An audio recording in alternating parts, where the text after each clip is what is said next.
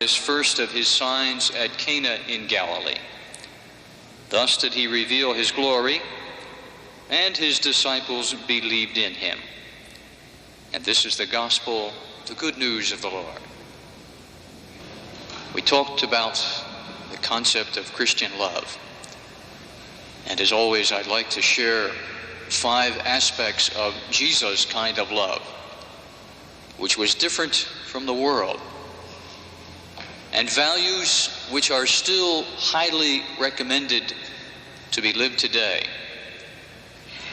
It becomes the essence of what Christian marriage is all about. I would say it's even applicable whether you're single, widowed, priest, what have you.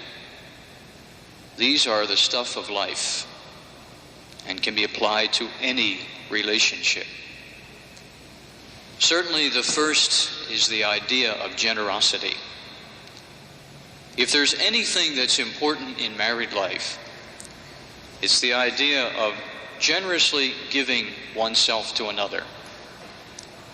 And immediately that becomes a problem, because we live in a society where we ask the wrong question.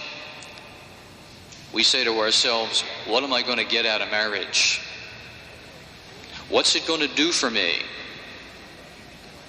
And Jesus would say, the question you should be asking is, what can I bring of myself to this relationship?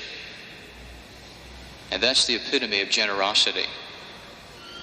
You have much to bring to each other, John and Celeste. You should be always bringing generously to each other. It's giving that you receive. And that's the first of the values I would share with you, generosity. The second that Jesus shared with us was the idea of kindness. That idea of kindness must perdure throughout the whole 24-hour period. Many of us will say, well, I'm kind, when I'm feeling good. And Jesus goes beyond and says, you must be kind even when you're feeling down and out. Kindness, there is no substitute. It must be in your life. John and Celeste, that has to be in yours too. The third quality that Jesus shared with us over and over again, and it's pervading the whole of theology, both the scriptures, Old and New Testament, is that of forgiveness. And that really becomes a problem. Most of us are not wont to forgive anybody. And Jesus says, you must forgive and forget. And if we make rapid progress, we'll say, I'll forgive you, but in the back of our minds we'll say, yeah, but I'll never forget you for doing that. And Jesus says you must forgive and forget.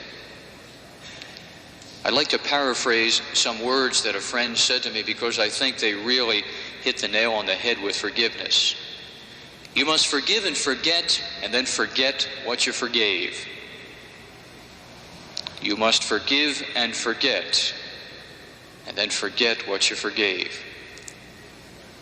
You're living the value of forgiveness like that in its entirety. You're really loving at the very best. And John and Celeste, that has to be in your life as well. The fourth idea that Jesus shared was his idea of patience. If there's any one particular value among many that people say to me today, I don't have any patience. What's that all about? Because it has to be in marriage. Patience is that ability to kind of leave where you are and go to the person that's causing the upsetment and kind of walking in their shoes, seeing through their eyes, feeling through their skin, thinking the way they do, seeing the pressures that are causing them to behave in such a way. When we do that, we become patient with that person.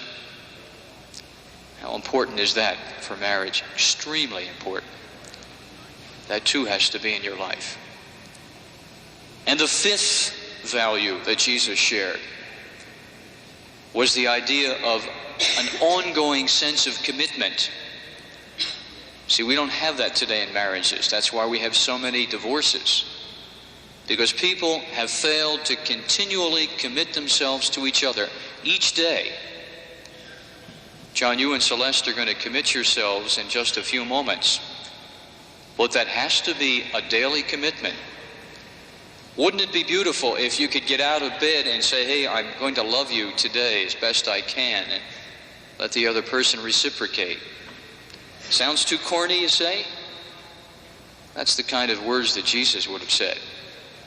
That's the ideal that he reached and challenges us to do it. Commitment cannot be done once, but every day. And when there's that ongoing sense of commitment, there is the living of the love that Jesus taught us. And so those are the values I would share with you on this your wedding day.